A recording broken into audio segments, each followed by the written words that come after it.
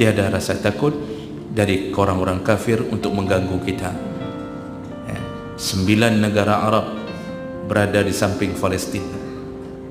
Sampai hari ini tak satu pun berani membelanya, bahkan yang terkesan membelanya malah orang-orang Syiah, malah Iran yang turun tangan. Itu pun tak tahu entah sebenarnya atau drama, wallahu alam, kita tak tahu sebenarnya.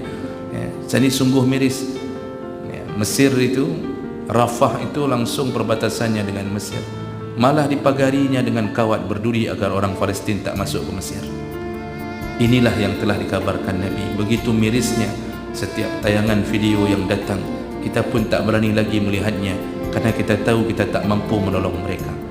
Kita hanya mampu menolong dengan 100,000, 200,000. Itu pun bantuan kita entah sampai entah tidak, mungkin dihadang oleh orang-orang Yahudi yang tak ingin Palestin tetap